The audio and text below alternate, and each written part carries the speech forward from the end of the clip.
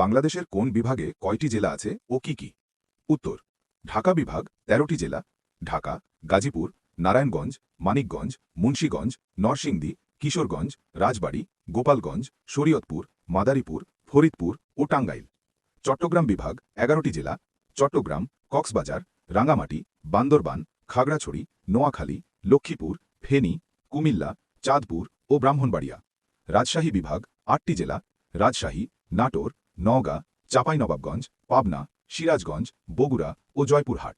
রংপুর বিভাগ ৮টি জেলা: রংপুর, গাইবান্ধা, কুড়িগ্রাম, লালমনিরহাট, নীলফামারী, দিনাজপুর, পঞ্চগড় ও ঠাকুরগাঁও।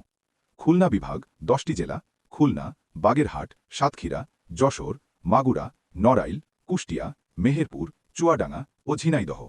বরিশাল বিভাগ ৬টি জেলা: বরিশাল, ভোলা, পটুয়াখালী, পিরোজপুর, বরগুনা ও ঝালকাঠি। সিলেট বিভাগ ৪টি জেলা: সিলেট, মৌলভীবাজার, হবিগঞ্জ ও সুনামগঞ্জ।